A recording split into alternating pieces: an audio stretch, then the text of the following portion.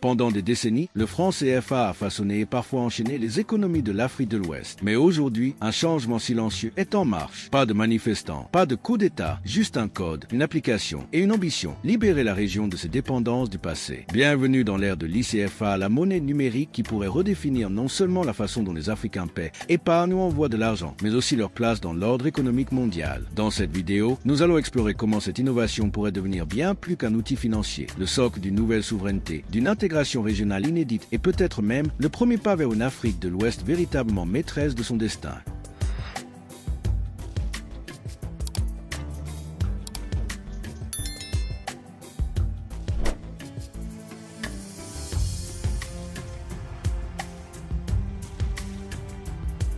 Du franc au numérique, la grande transformation. Depuis plus de 80 ans, le franc CFA a été le pilier monétaire de l'Afrique de l'Ouest. Créé en 1945 sous l'égide de la France, ce système monétaire reposait sur une parité fixe avec le franc français, puis avec l'euro. En échange de cette stabilité, les pays membres aujourd'hui au nombre de 8 dans l'Union économique et monétaire ouest-africaine, UEMOA, devaient déposer 50% de leurs réserves de change au trésor français, une clause longtemps perçue comme un héritage colonial. Mais les temps changent. Depuis les années 2010, un mouvement croissant de contestation s'élève. Intellectuels, économistes et citoyens réclament une souveraineté monétaire pleine et entière. En 2019, l'annonce symbolique de la réforme du franc CFA rebaptisé ECO a marqué un tournant. Pourtant, beaucoup jugent cette réforme insuffisante. Les liens avec la France persistent et la monnaie reste gérée depuis Paris. C'est dans ce contexte qu'émerge une idée audacieuse. Remplacer le franc CFA non pas par une autre monnaie papier, mais par une monnaie numérique. Une monnaie conçue localement, pilotée par les banques centrales ouest-africaines et adaptée aux réalités du XXIe siècle. Ce n'est plus seulement une question de symbole, c'est une opportunité de repenser entièrement l'architecture financière de la région.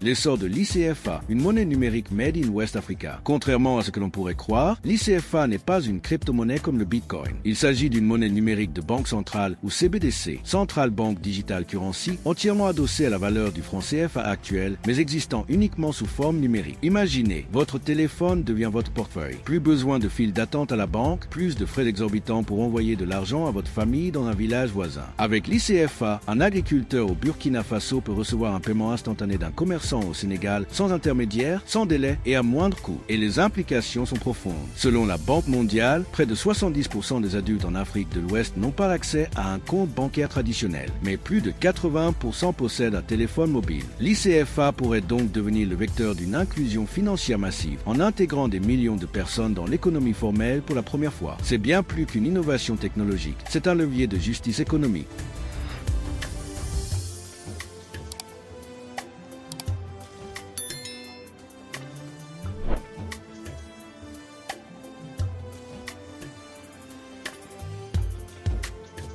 3. Les opportunités. Vers un nouvel horizon économique. L'un des plus grands freins au développement en Afrique de l'Ouest, c'est la fragmentation des marchés. Malgré l'existence de la CEDEAO, Communauté économique des États de l'Afrique de l'Ouest, les échanges intrarégionaux ne représentent que 15% du commerce total, contre plus de 60% en Asie du Sud-Est. L'ICFA pourrait changer la donne. En standardisant les paiements numériques à travers les 15 pays de la CEDEAO, y compris ceux hors UEMOA comme le Nigeria ou le Ghana, il deviendrait beaucoup plus simple, rapide et sûr de commercer d'un pays à l'autre. Les petites et moyennes entreprises, souvent exclues des systèmes bancaires internationaux, pourraient enfin participer pleinement à l'économie régionale. De plus, une monnaie numérique stable et bien régulée attire les investisseurs. Dans un monde où les capitaux fuient l'instabilité, une CBDC ouest-africaine pourrait positionner la région comme un pôle émerge d'innovation financière. Et à plus long terme, elle pourrait stimuler l'émergence d'un véritable écosystème numérique local, fintech, plateformes agricoles, services de santé connectés. Tout cela repose sur une infrastructure de paiement fiable.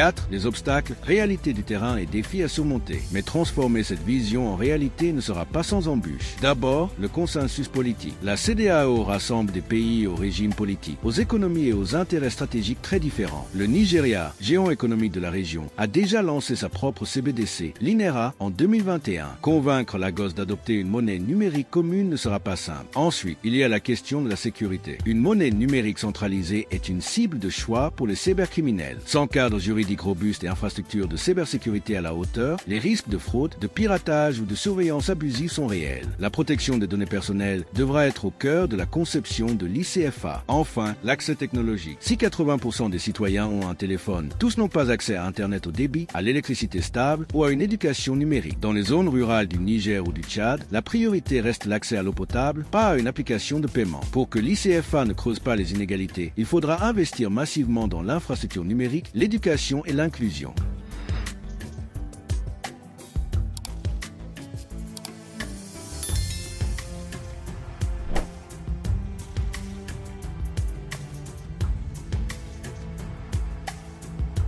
5. L'Afrique dans la course mondiale aux monnaies numériques. Le monde entier est en train de passer au numérique. La Chine expérimente déjà son e-yuan dans des dizaines de villes. L'Union européenne prépare l'euro numérique. Même les États-Unis étudient sérieusement une CBDC américaine. Dans cette course, l'Afrique de l'Ouest a une chance unique. Ne pas copier les modèles occidentaux, mais créer le sien. Une monnaie numérique conçue par les Africains, pour les Africains, pourrait devenir un symbole de réappropriation technologique et monétaire. Et au-delà de la finance, l'ICFA pourrait être le catalyseur d'une intégration régionale plus profonde.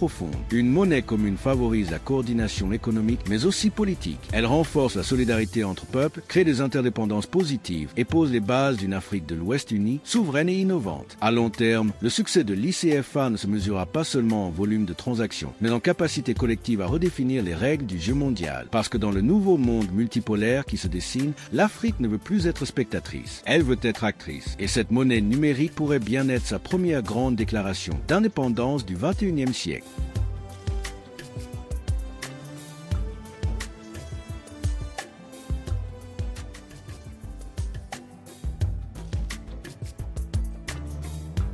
L'ICFA n'est pas qu'une monnaie, c'est un choix, le choix de ne plus subir les règles imposées par d'autres, le choix de construire, ici et maintenant, les fondations d'une économie numérique africaine inclusive et résiliente. Bien sûr, le chemin sera semé d'obstacles, divisions politiques, inégalités numériques, menaces cybernétiques. Mais l'histoire nous le rappelle, chaque grande transformation commence par une idée jugée trop ambitieuse. Et si l'Afrique de l'Ouest, longtemps perçue comme périphérique dans les affaires mondiales, devenait demain l'un des laboratoires les plus audacieux de la finance du futur, ce n'est pas une question de technologie. C'est une question de volonté. Alors, à vous de jouer. Croyez-vous que l'ICFA peut vraiment libérer l'Afrique de l'Ouest ou n'est-ce qu'un mirage numérique? Dites-le en commentaire. Et si cette vidéo vous a éclairé, n'oubliez pas de la liker, de la partager et de vous abonner parce que l'avenir ne se regarde pas, il se construit.